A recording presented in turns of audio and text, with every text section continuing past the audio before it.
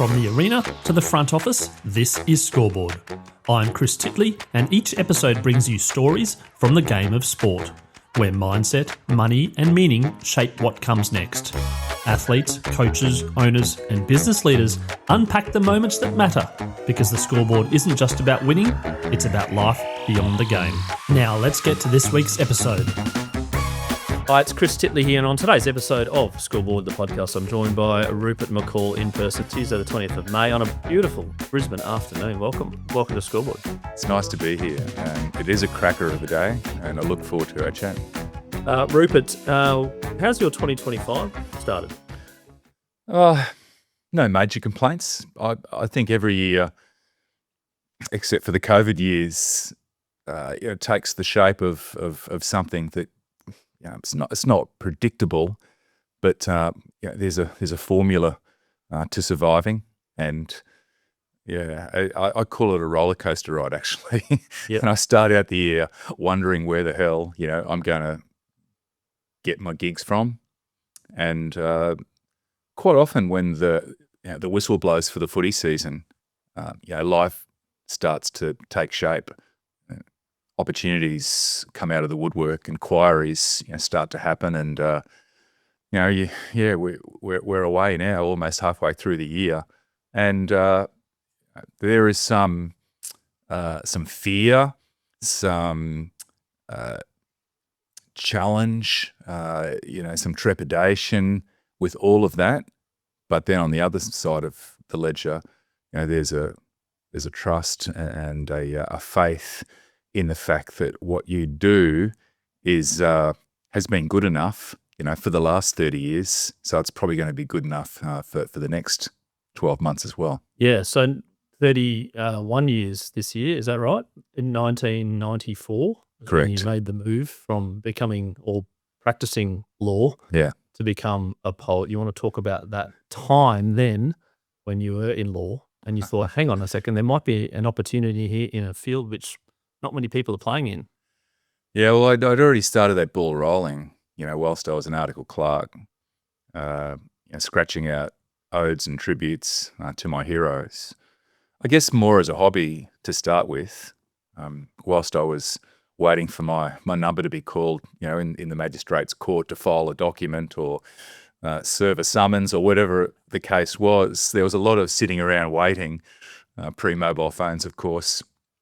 So, I when I'd read the sport section of the Courier Mail, I started scratching out these poems, and so I had achieved some momentum in that space whilst I was still in the law. But it got to a point where I was starting to take it to bigger stages, and not only was I writing of my own volition and passion, I was being commissioned or asked to write tributes to certain situations, mostly sport back then, if not all. But long story short, I got to the point where I realised that I was at the crossroads and I had to make a choice. So I'd been sent out to our suburban office. This is the law firm that I was working for, Cranston McEachran and Co. They sentenced me to Strathpine for my sins. And well, listen, it was a developing neighbourhood. I mean, I grew up at Redcliffe, so I'm not throwing stones at Strathpine. No, don't get me wrong, but it was a difficult, harsh environment for a young family law article clerk turned solicitor, and to spend your days there. Right. Yeah. So there I was. On a winter's day in 1994 with my Big Rooster Paradise pack at lunch. The big blue bird, big rooster. Remember that? Right back. Did you have the gravy as well? Way back then. I cut a lonely figure. This is prior to Red Rooster, everyone. Big Rooster was the way to go. Yeah, we better inform the listeners. Oh, life in the 90s. Yeah. Mid-90s, yeah? So I mean, I basically, I kind of sensed that there wasn't a lot of love in the family law division of the Petrie Magistrates Court. Yes, it wasn't a positive environment to come home from. It was quite depressing, actually. And dare I say it, I saw a fair bit of injustice in those family law situations, mostly because children were caught in the middle of it. And someone's got to be there, for those situations, for those families, for those children. But my personality was such that I just couldn't cut it off. Like when I went home, I took it with me, and I realised that it wasn't a great environment for me. And if I had stayed in the law, I probably would have gone into other areas that more suited my style. But having said that, I'd been writing these poems and tributes and getting some momentum, some media coverage. I had a manager even at that point. I had two voices to listen to. One that said, "No, you've got 12 years education under your belt. You've done 4 years of a law degree. You've done 2 years of your article clerkship, and now you're going to be a solicitor because this is the way that it should be." That was one voice. And the other voice said, "Mate, what's the path of your greatest passion? Where does that take you?" And so I decided to turn left, take the road less travelled. Wow. And then at the time, you were doing these odes. Have you always been like like a reader of newspapers, a scores person, a numbers person with sports? Has it always been around that? Were you that type of guy or that type of kid? Yes, I was very passionate about sport. I wasn't such a brainiac in terms of facts and figures, but I guess trivial notions of who played this and what horse won the Melbourne Cup then, and that was all a big part of our existence in the late 80s and 90s. Myself and mates and whatnot, and I played footy and cricket. And I was saying in my presentations that I was a kid who grew up in a backyard just off Duffield Road in Margate with two brothers. In the winter, we bashed the hell out of each other playing backyard footy, and I dreamt that one day I'd wear the green and gold for Australia. And that was a genuine dream. And in the summer, we wheeled the wheelie bin out, taped up the tennis ball, pushed off the back fence, come in flying at 1,000 miles an hour, trying to knock each other's heads off playing backyard cricket. And I honestly believe that one day I might wear the baggy green. It was just a backyard where anything and everything was possible. And there was even a time when I believed or dreamt that I could do both, play cricket for Australia and footy for Australia and ride the winner of the Melbourne Cup in between. Well, Jeff Wilson around that era did both. Remember that? Yeah, the Kiwis. He was pretty handy. Yeah, yes. He got the trifecta, didn't he? Cricket, rugby, and basketball, and he was a lot better than I was. And in terms of the backyard rules, did you have electric wicky, six and out, and one handle bounce? Pretty much, yeah. I mean, it all depended on your geography and how many neighbours you could rope in for whatever rules you employed. Windows, or whatever it might be. Smash windows, it was game over for a fair while. Lost ball in the bougainvillea? Yeah, lost ball. Try and find another one. It was, the road was 6 and out. I mean, I wrote a poem about it at one point. Now I'm trying to just like pick it up halfway through. But, one hand off the road was out. One hand off the house was out, the road was 6 and out, and that 6 was often worth it if the fruit was there to clout. Hit the car, you're gone, my friend, the shed is that way, son, in the name of backyard cricket. Geez, we had some bloody fun, yeah. There you go. Reciting poems, you've done so many. Can you do that now, you think, on most poems that you've written, or is it just some bits and pieces it's very hard because you've done so many?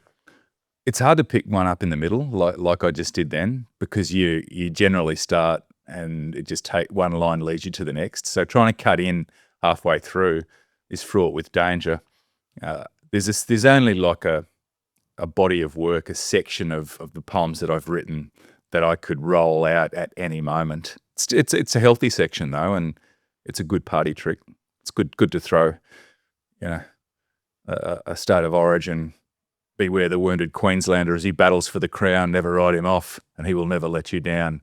At the pub, at the Caxton on May the 28th in a couple of weeks' time, yeah. Just right opportune time, footy season, environment, etc.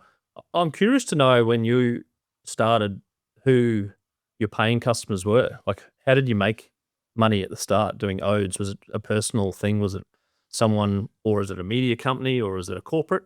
How did that start? Well, the first gigs that I got were for love, not money, and they were my mate's 21sts, which morphed into emceeing a wedding for one of the brothers of one of those mates. But of course, there was no cash exchanged on those occasions. As I mentioned, it was all a bit of fun and a hobby, passionate one at that. So when I wrote that poem, Queenslander, it was "Go you bloody Queenslander, offload that magic pass, grab that dirty cockroach and kick his cocky ass." Are you going to reveal that at the Caxton as well? Do you think we might just tone that one down a little bit? No, it'll be in full bloom because nothing's changed. Yeah, it's an origin broadly speaking in 2025 than it was in 1993 when I wrote that, and I just wrote it for the hell of it, and I faxed it. See, there you go. All of these references, Yep. No phones, no internet, and Big Rooster. Big Rooster. Yep. So I faxed it to the QRL on a whim and thought nothing of it. Queensland won that game, by the way. It was Bob Linder's. It was Game 3 in '93. Bob Linder's last, and the next edition of Rugby League Week, which I scooped up from the newsagents on my way to work, I was turning the pages, and there were the words to my poem. In this, this is '93 before you made the choice to become yes full time. Yeah, I was reading it in my office at work. Did I have an office? Anyway, I was before you got siphoned off to Strathpine. Correct. Yeah. I was in Charlotte Street, the 15th floor of the Citibank building in Brisbane, and I thought, wow, I've made it. Like, it's my poem in Rugby League Week, the sacred magazine. And I was reading through it, and then at the bottom of the poem, or underneath it, it said, "Oh, this poem was found on the dressing room floor, before Game 3, anonymous." Like, there was no name to it. It was like, Phantom had written this poem. So Tony Durkin was the journo, and I'd played rugby with his son, James. So I rang Durko, and I set him straight. I said, that poem, it's my work. So God bless him. He sent a photographer in, took a photo of me in my law office, did a little story on me for the next edition of Rugby League Week. And so it was out there, and that there was this young kid in a law office who played rugby for brothers on the weekend, writing poetry that was inspiring Queensland State of Origin teams. And so, to answer your question, which I was always getting to, Chris, don't worry, John Connolly, who coached the Queensland Reds during that era, he'd organised a function, a luncheon event at Alice's Rock Cafe. Next to the Criterion, by the way. Eh? Exactly. And so he asked if I would come along and recite my Origin ode to the audience. And he was going to pay me $100. To go and speak with all your kind of idols or people around you, and you're like, absolutely, right. I'll do it for free. Well, no, I mean, I had done it for free up until that point. Yeah, I probably would have done it for free as well. But $100, you're like, it was like Christmas and Easter combined. And so I thought, wow, I just cannot believe that this is happening. And they dressed me up in Origin gear, and I probably, I don't know, I think I did all right, but I would have been nervous. Got the job done, took the cash, and the rest is history. Just moved on from there. You mentioned the word nervous there. Do you get nervous? All the time. But I've learned over the years how to convert those nerves and those butterflies into positive energy, almost adrenaline. Like, it's just understanding that is part of the equation. When you've prepared something and there's a stage and you're about to step up and there's a significant audience expecting that it's going to be good, that pressure to deliver, I mean, it does. It creates a lot of nervous energy. But you can either lean back and shy away from it. And at the start, sometimes you tend to do that because you're scared of stuffing it up. Or you can lean towards it and realize or tell yourself that this is where you're meant to be. Like, this is what you're good at. So you might as well embrace it. You might as well enjoy it. Even if you do not get it 100% right, that's all part of the journey. So get on with it. Have you had some instances where you haven't got it 100% right and you thought to yourself that wasn't up to your best? Oh, all the time. Yeah, it's you try to keep those occasions to a minimum. It's the good, the bad, and the ugly, yeah. And you hope that most of it's good. Some of it might be bad, and that not too much of it's ugly. But that's just part of living life. It's part of the process. It's part of getting better. Is making those mistakes. When I was at that stage still in 1994, so I wrote Queenslander in 93. I retired from the law in 94. It's almost sounding poetic. And I was asked to write a poem for Mal Meninga's testimonial. And it was going to be beamed live on the Footy Show, which was a Brisbane edition back then. And so I'd written this, what I thought was, going to be a showstopper, a blockbuster. If I can just recall, some of the lines. It was one Friday night and the test match was tight and the Kiwis were holding the ruse. So Bluey, my mate, was becoming irate. It was something he couldn't excuse. Get up and belt him. It's time that we dealt him some fair nickum kangaroo curry. But despite what he yelled, all our moves were repelled and so Bluey went out for a durry. Well, he shouldn't have done because then came the run that would alter the course of this test. With not long to go, I did not really know, but my life was about to be blessed. The back line hand shifted to Daly, who drifted from left to the right of the pitch. Then there did enter one big outside centre, about to connect with a switch. Well, to say he was flying is under-implying because nothing had ever been surer. With a look that said kill, he burst onto the pill with the speed of the Southern Aurora. And his big legs were pumping, his shoulders were thumping as like a torpedo he crashed. I heard him to say, if you get me way, then it's simple, you get flamin' smashed. Well, the poor little Kiwis, they flew in like peewees, but sadly their feathers were trampled. They lay on the floor much like victims of war. 'Twas a dose of Big Mal they had sampled. Then Bluey burst in with a devilish grin and said, what in the hell's this commotion? I pointed the finger. They call it Meninga, the man of perpetual motion. Mate, that is outstanding. You got in the rhythm again. Yeah, I haven't recited that for probably 15 years, but it's embedded in my psyche. But on this night of... Footy Show? Yeah, the Footy Show. But it was a live audience at the Hilton, but it was just that it was being beamed into lounge rooms as well. That's as a good reflection of how pumped up I was and how well I was going, with the recital, until I got to a point later on where I hit the speed bump and the computer scrambled and I got rattled. So you had you didn't have anything you were reading from, or you did? I had a safety net, yeah, but I'd basically let that go in my mind because I thought that I was home and host. So even though that was there, at that stage of my career, I got all hot and bothered, and I guess I was in trouble. I was sort of paddling in the deep end, just trying to get back on track because there's so much rhythm that goes with it that once you lose your rhythm, yeah, it can be like a little bit of a train wreck.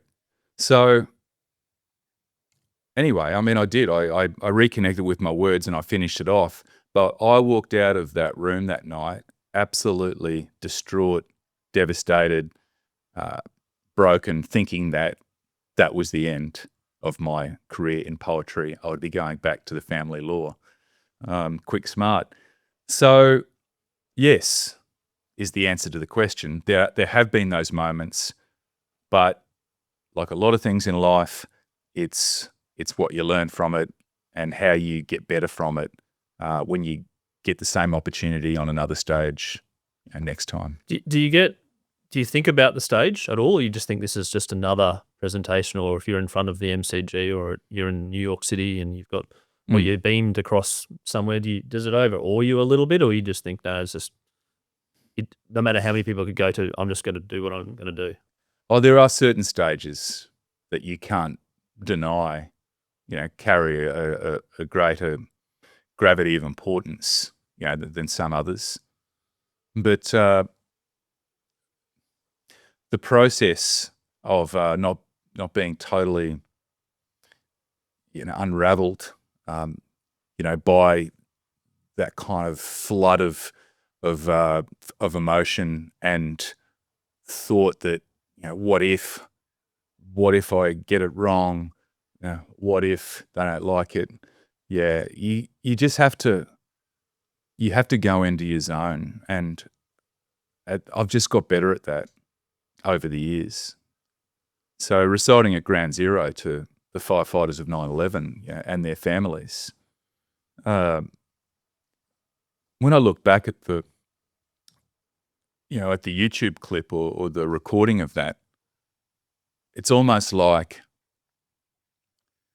I can't remember how I did it. It was like you'd put all that training in all your life, all your career, and you get to those big stages, and sometimes you go into automatic pilot to a certain extent, and you relax and you embrace that emotion, and you actually turn it into something really special.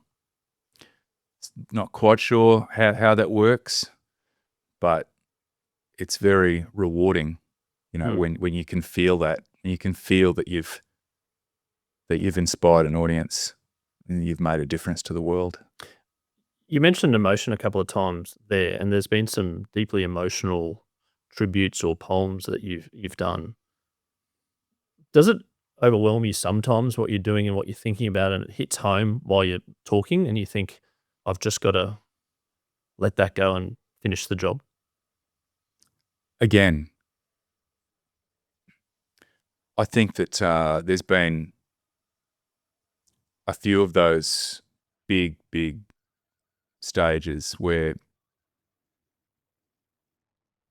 you may, when you're rehearsing the poem, for example, Anzac Cove at Gallipoli, you get emotional and you think, wow, like I'm struggling to learn to rehearse this. It's all a bit too much. It's overwhelming, and you think that perhaps if you can't rehearse it and not kind of get through that difficult part, then what happens if we get up there and it's the same thing? But 99 times out of 100, I'm able to suck it in, like just that emotion, and I can almost like feel it in the crowd. I can feel the crowd getting emotional, and it's almost like I'm transferring it, from me, like to them, and I'm able to do the job. Like it's almost like I realize that this is a blessing, this opportunity, and so it's a little bit of business as usual for me. It's almost like I go into a different zone or a different mode, when I really need to deliver. And if you're starting to think that you're feeling some emotion, that there's a good pause, the voice changes a little bit, or are you just in auto? Oh no, yeah, there's all of that. Yeah, there's which you've mastered over the yeah course of refine and learn over years. Almost instinctively, I would say. I've never been trained, but you take the audience for a ride. The three things that I need to satisfy when I'm talking to an audience, whether it be at Ground Zero or Anzac Cove or in a classroom or here today, first of all, get their attention with what you want to say and your story. That can be difficult, but don't ramble. Just like, here we are. I've got something to say. So you get their audience, you get their attention, and once you've done that, you take them for a ride. And it's got to be exciting. It can't be boring. It's got to be the same kind of roller coaster ride that I've lived. It's up and down, and it's light and shade. It's fast and it's slow and it stops and it goes again. But ultimately, the third box that I need to tick is deliver a message. Make sure you leave the audience with something that they didn't have, before they arrived. Potentially something that lifts them and inspires them and makes them feel better about themselves or the world in which they live. When you get commissioned, famous people have taken you around the world. Where do you start with the research with someone to kind of make sure it is special? It's not just generic. Good question. I think you realise that every person who you've been asked to pay tribute to has a really worthy story. No matter how much glitter like the world casts upon them, that story could be a tribute to Roger Federer, or it might be a tribute to the volunteer down at the local rugby league club, who's been there for 50 years at the tuck shop and on the scoreboard. I find inspiration in both of those situations. So I try not to get too ramped up about someone like Roger Federer, and I paid tribute to him, at the same time as Rod Laver. That was challenging. But do you know what? Like the quality that those two have in common, and so does the tuck shop volunteer at the rugby league club, is humility. And so for all their great achievements, and glory, kind of like what draws me, like a moth to that flame, is something like humility. I realised it at some point along the way that, my job, if I get it right, is to connect with the heartbeat, like of any given situation. And if I can tap into that pulse, connect with the heart and soul of Roger Federer or, Barry Smith, then the audience will experience, a similar kind of ride that I can take them on, and it's emotional.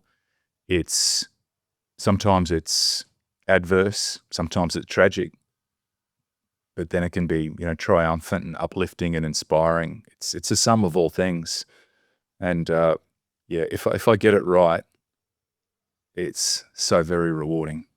Do you need to speak to the person for a little bit before you write a poem about something you want to clarify, or not always body language or something to go, I just need a little bit more? Most of the time when I'm paying tribute to someone these days, it's a surprise to them, which I think makes a good impact. It's a little bit, this is your life-ish. Remember that? Yeah. Roger Clemson. But 12th Man also went down. Remember that? Yes, he did. Yes, he did. Billy Birmingham. And I did a gig with Billy once, but that's another story. Yeah, so I don't necessarily have to connect with that person. It's family, it's mates, it's friends, it's what they've done, it's what you can research, it's the questions that you ask. So somehow, when you've got all the jigsaw pieces, throw them on the table, start putting them together, and writing that poem. Is there a particular area of the poem that you find troubling to get going? Is it the start or the middle, or once you get going, you kind of you refine, you learn. It doesn't sound right. You say it with passion. You go, oh, this is not 100% right. Yeah, all the time. I ride that horse as well. All of that. So, like, if you had all the jigsaw pieces on the table and you look at it, you think, where do I start? And you keep looking at it, and some people might just give up on it, throw them back in the box. But all of a sudden, you see those two corner pieces. Something, right? That's a good start, and it starts to take shape. Quite often writing a poem is like that. Yeah, it can be hard to break through. I've got to find an angle.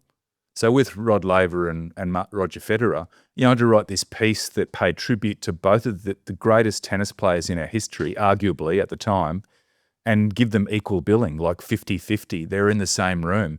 So I'm thinking, how is this best done? And you think for a long time before you get that light bulb moment and then start putting the pieces together. And for that one, it was like, okay, what if they played against each other, in this fantasy, this imaginary game of tennis, on a higher cloud? And so I called it the masterpiece, not because my poem was a masterpiece, but that game would be a masterpiece of tennis. Once you've got the idea, once you've got the angle, once you've cracked it open, you feel like you've got some momentum and you just ride that wave for all it's worth. Fine-tuning it, finishing it can also be difficult because you want to make it perfect. And us poets and artists, painters, singers, creators, pretty much all of us are perfectionists, which drives us almost mad, insane, but that's just the way it is. So, yeah, then you start fine-tuning, and you get to a point. Sometimes the title is the hardest thing because you think you got to call it's got to be good, It can't be something that immediately gets lost so when someone's reading it. So that can be challenging. And then, like you just said, Chris, you might have done all of that and you're waiting in a hotel room to walk out to deliver a firefighter's dream for the first time to the Australian firefighters it was in Sydney before they went over to New York, and ultimately they took me with them. But I didn't know it then. I'd just been asked to write this piece, and I was going over it in my head, and I thought, this is not good enough. Like it's absolutely not good enough for the gravity of this situation, 9/11, 343 firefighters who didn't make it home to their families. But it's too late now. I felt like running, but I couldn't do that. So it's just those moments of self-doubt that, you still have, no matter how many times you've done it, but then you've got to summons that other voice that says, there's nowhere you can be, that isn't where you're meant to be. Just take hold of it. You can give it your best shot, and hopefully it will be well received. And being the perfectionist that you mentioned, when someone gives you feedback or potentially is a little critical of you, do you take it a bit personally? I have, yeah. I mean, we are human beings. Again, less so in recent times, more so when you're starting out, and pride can become a dominant force. You don't really like being told that you missed an angle here, or that didn't quite go over, or that's all part of it. And so, these days, rather than just shutting that person down, I'll pay more attention to it. And sometimes you think, oh, well, I still think I got it right. But you give a person or a potential critic your ear, and then I don't know, they become your friend almost, you know. Yeah, maybe and, sometimes yeah. they care or something. They're like, yeah, there's an inherent thing of like, they might think they're helping you or something. Maybe, I don't know. Yeah, Yeah. it's an interesting one. Some things you Feedback. get criticised for are just ridiculous, you know, like Yep. you can't help it. It might be you're emceeing a gig and, you know, you've been given a run sheet and you had no control over it. And you're late or the microphone doesn't work. Have you had a few little things where things just haven't gone, like the mic hasn't, well, now you have to yell it or you have to, Yeah, you've always got to be ready to improvise. Yep. And weddings that haven't worked or echoism or something, or you're running late. yeah, I mean, avoid the car crash at all costs. Be ready. You were here early, Rupert, for the podcast. Be so- prepared. You know, be ready for all angles of adversity. How much time, in terms of preparing for a poem, has it sort of potentially shrunk to? If someone gives you 48 hours that it's the best gig of your life, can you do it? Yeah. There's no rhyme nor reason like about any of that. But I have had some pretty unrealistic requests, you know, with skinny deadlines, and you know, I found a way to get it done. I try to avoid that, but yeah, sometimes it's you know, it's just a necessary part of doing what you do. So yeah, I back myself in most situations. You're a confident person. Is that a good assessment of my thinking? Are you a confident person, or are you sort of a little bit like, is confidence a strong trait that you'd think you? Oh, I'm not of sure your about that. personality? Yeah. I'm not sure. I think I was confident when I was a young person that I was going to make a mark. I don't want that to sound arrogant. You had belief. Yeah, I just remember being a kid. As I said, you know, sport was probably where I hoped. But I just thought, you know, I've got it in me, you know, to do something that was out of the ordinary, like that could make a difference. So I guess you have to be confident, you know, in that sense. And certainly, you know, when I sat down with my career guidance officer in grade 10, he didn't suggest that a full-time poet was part of that career plan or option. So I had to have the How does it sound when you say it yourself now? Yeah, it sounds a bit crazy. But I had to have the confidence to overcome those moments and, continue believing. But then, as I said, there's moments of self-doubt and times where you thought, this is tough. You know, I've got to write this poem, not because, you know, I absolutely am passionate about the request or because I want to do it, but I have a family. You know, I have a mortgage to pay. Like, if you retire as a solicitor and take up life as a full-time poet, which I'm not sure my parents were entirely convinced about when I told them the first time.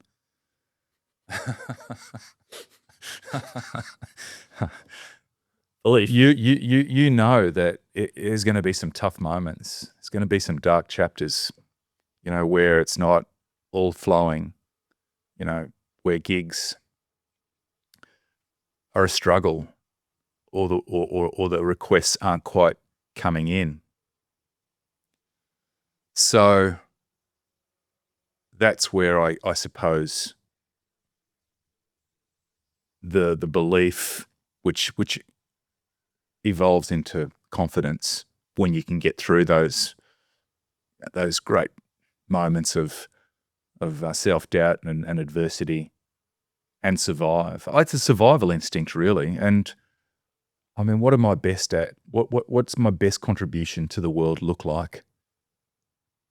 I didn't think it was as a family law solicitor, but continuing this great tradition of storytelling that we have in this country, honouring the blood that we bleed for telling a story, and the poets of the past. When you I guess, assume the responsibility of continuing that legacy, of flying that flag and taking it forward. Yeah, that's where you better have belief in yourself. If there's a poet, or there's probably been poets out there that said, I want to take the Rupert McCall path. I want to be like Rupert McCall. How does that make you feel? It's humbling. It's humbling when a grade 5 student contacts you through your website and tells you that most of the class for their poetry assignment have chosen Banjo Paterson, and most of the rest have chosen Henry Lawson, but I've chosen you. That's amazing. I guess they can't contact Banjo through his website. This kid's a genius, but I could tell them everything that he or she needs to know, and I take great pride in that. I want to get that kid an A. Yeah, and then I guess around that you have a situation where you feel like you're half contributing to a revival of the spoken word, of poetry, this endangered species. And so when younger people send me their poetry and ask for my feedback or critique, I'm really, really happy and to give it to them and to make it as positive as possible. But making a living out of it, it sure is tough. You touched on about the extinct nature potentially of poets, etc. We've got things like ChatGPT and AI and all that sort of stuff now. Yeah, it's coming for me. Yeah, and you've had you had books as well, and books there was an angle about we'd still got the book, but that wasn't as popular nowadays. I wouldn't have thought with some things and reading poems and books. How have you gone about managing that sort of technological thing? Well, right? you can't run away from it. Yeah. You've got to embrace it. I still feel like a book of poetry, an anthology of verse. It occupies a good place, like within the covers of a traditional book. It sits well on a coffee table or a bar, or the toilet room floor. Or the change rooms of a State of Origin team. Right. Well, there you go. Anonymous. Yeah, 32 years ago. So that's that. But you have to look out the window and say, well, this is 2025. So, during COVID, I was very quick to take this, my best of anthology, Golden Soil, available not in all good bookstores, but through my website, but we might get to that at the end. Yep. And convert it into an audio book. And then there was the live stream and all of that kind of thing. This podcast, I mean, it's a reflection of the modern day and what will be next. That's the question.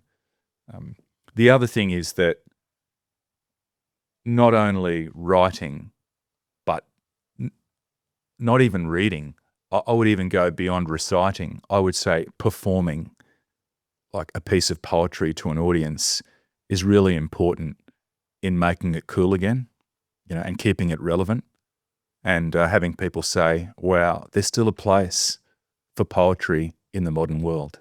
And particularly with all these different distractions, I'd imagine with AI and with gaming and all these things that kids are going through and whatnot, actually performance of something, it's very hard to replace, I would imagine, forever. I hope so. Yeah. Definitely we're living in that T20 fast food kind of world environment. Social Instant media. gratification. Right? Everyone will have their 5 seconds of fame in this day and age. Yep. I think that time limit's come down through the years. But yeah, when you can stop an audience in their tracks with a beautiful piece of poetry or an inspiring tribute to a great racehorse, or a brave soldier, then keep them in the palm of your hand for 5 to 7 minutes or whatever the case is. That's an art. And I'm still learning it. I'm still crafting it, or I'm still refining it and hopefully improving. Your relationship with poetry over time, have you always enjoyed it? Or is there moments there where you went, actually, I'm 5 years in and it's just, I don't know, I'm going to throw the towel in? Yeah, well, again, we can talk idealistically or we can just be truthful and say that at some point of this amazingly epic journey, work is work. Yep. And you are sick of it. You've had a gutful of trying to get yourself up, to inspire the next audience or to write the next piece, because there's an expectation, there's a standard that you set. The moment that you drop below it, is the moment that you start looking at the scoreboard, hang up the boots. And I'm not ready for that yet. So, but it's part of it, right? You have your good days and your bad days. But when I got to those crossroads and I took the road less traveled, I knew that it was something that more often than not, would put a smile on my face, and that I wouldn't be dragging my ass around, and kicking stones. So I have no regret for the path that I've chosen, but it's not all rainbows and happy times. You've got to go through the grind sometimes and come out the other side. What about your relationship with sport? Has it got, because it's intertwined a little bit with work? Have you always stayed that you love enjoying watching sport, or you now, because it is work, you're like, I just have to think about this, and from a work point of view, as opposed to just reliving that moment? Well, you still love what you love. I mean, it's in your blood. I can't wait for Origin 1, same as I couldn't wait in 1980 for that game. Sometimes when you have to go to an event, for example, Winx's last race at Royal Randwick, and it's just such a wonderful, special occasion, but you have to deliver a poem at the end of it to the connections, in a private party. You don't enjoy it as much because you're thinking about doing your job, at the end of the day. That's just the way it goes. You'd rather be in that position than not, making a contribution on such an historic day and stage. Where it all started for me, and perhaps I should just quickly tell this story, was in 1980. So I was in grade 5, just like that student who contacted me through the website the other day. And my teacher, Mr. Grant, we had a parent-teacher night where every class, there was only one class for each grade, for each year, I should say, at Woody Point at Our Lady of Lourdes. In our grade 5 class, we had to put on a show, like an act performance for our parents at a parent-teacher night, and all the classes did something different. Well, we got handed out the textbooks, open up, page whatever. This is what we're going to learn and deliver for our parents. And it was on the outer Baku, where the churches are few and the men of religion are scanty, on a road never crossed, set by folk who were lost, one Michael McGee had a shanty. And in that moment, I was exposed to the poetry, to the storytelling of Banjo Paterson and a bush christening. And I learnt that poem off by heart, and I recited it to my mum and dad. I didn't know it then, but it lit a spark inside me.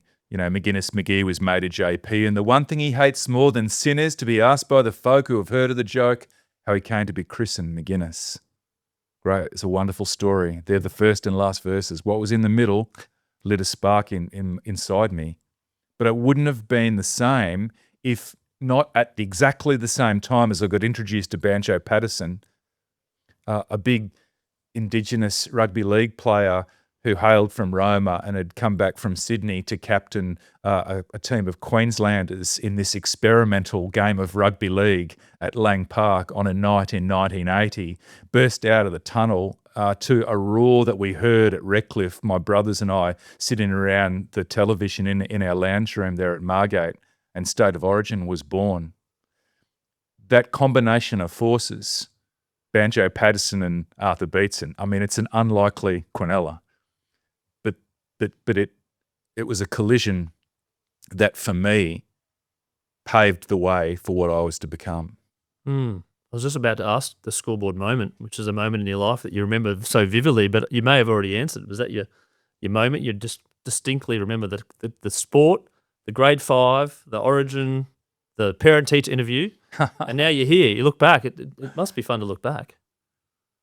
It does. It puts a smile on my face. Is there another moment that you remember? It was a pretty special moment, even though I didn't realise it at the time. And I say a moment, I mean, that was probably like over a month when those two things happened. But when you that far back, it's only a moment, isn't it? The other moment, and again, it ties in with the conversation that we've already had. So some of it I've already covered in terms of nerves and stages and not wanting to stuff it up, understanding that if you get this wrong, this could be the end. And so I was by the side of the stage at Anzac Cove in 2005, having been asked to pay tribute to the 90th anniversary at the landing of Gallipoli. And so that request comes with a responsibility to make sure that you damn well get it right. And there's 20,000 people there, mostly in the dark, thank God. But I'm nervous as I've ever been, and cold, bitterly cold. And the wind's cutting through me, and about to embark upon the most important moment in my professional life. And I'm shivering, and someone asks if I would like to lend their scarf because I'm turning purple. And I try to say yes, and no word comes out of my mouth. I mean, it was absolute terror. And I'm thinking, it might be too big for me. All of these things go through your head. Is this it? Is this where I become unstuck? My grandfather, Barney McCall, fought as a rat of Tobruk in World War II. God bless those boys. And so I had his ID bracelet in my hand. He called them his meat tickets, but it's basically what he wore during the war in Tobruk and New Guinea. And the moment that I remember is realizing that I had that on me and thinking that on this very patch of sand 90 years before,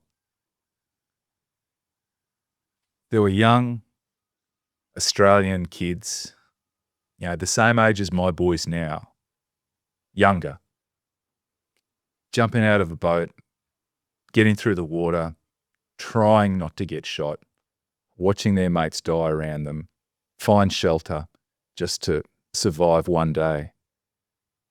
And all I had to do was recite a poem. So I get emotional now recounting that because it's what drives me, those kind of feelings. And I think of, my grandfather as well. But that was a moment of perspective, for me, where whenever I got nervous thereafter, like for a big stage, I think back to then, go, well, all I have to do is do what I love. There's a deep reflection as well as connection to something there, and you've gone back to that connection, which gives you, I suppose, the adrenaline and the emotion to then now go out and perform. It's quite powerful that you've gone back to different moments which can drive you. And I suppose that also becomes a catalyst to some degree to show your emotion while you're performing. It's quite powerful. I think so. It's another one of, I guess, the qualities of my poetry in the writing of it and in the reciting of it is saying to grown men that it's all right to cry a tear. it's all right to be emotional. I mean, this is the fabric of who we are. We're human beings that we laugh, but we also cry. And so there's a beauty in that. And so Green and Gold Malaria, which I wrote in 1995, my tribute to Australian pride, that was the whole premise of that poem. And it's still probably my most popular piece in this country, at least, because it pays tribute to, I think, what my grandfather fought for, and what those young Anzac soldiers fought for as well. It's a freedom to choose. I mean, we live in a land, whether you like it or not, where solicitors have the opportunity to retire and become poets. It's a beautiful thing, don't take it for granted. And not back then. There was no choice. Yeah. You get inscripted, off you go, right? As well. Rupert, I'm going to ask you about your favourite all-time sporting moment. You would have seen a few in your time. Now, I'm unsure you can probably narrow it down to one, but... Yeah, I have a myriad of inspirational moments to select from. A plethora, in fact. But just to try and tie all of this together, I retired from the law midway through 94, as mentioned. Coming into Christmas, I was thinking this is a brave decision to have done that. But if I don't back it up, then I could easily just end up back in that magistrate's court. I was writing for the Courier Mail, and in December, the summer of cricket, I wrote an ode to backyard cricket, a few lines which I've recited earlier.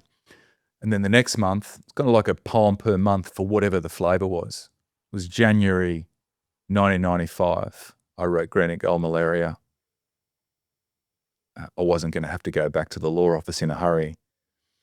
And then a couple of months after that, well, I've mentioned the Rugby World Cup, which was midway through 95, being at Ellis Park when Nelson Mandela came out in the Springbok jersey on a world stage. That was an epic shiver down my spine. In between, I mean, so much happening. In between Green and Gold Malaria and the Rugby World Cup, a certain Sheffield Shield victory transpired at the Gabba, the first for Queensland ever. And, there I was on the Gabba Hill leading the choir for 5 days with some of my best mates, when big Carl Rackerman, outstretched arms, took the catch. I think Paul Jackson was the bowler, and Jason Gillespie might have been the batsman taking strike. Well, it was, apart from Arthur Beats and Origin 1, I think that was just the greatest moment for a Queensland sporting fan. And I was part of it. I wrote poetry inspired by losses, and then that triumph. I contributed to songs that we sung on the hill for 5 days.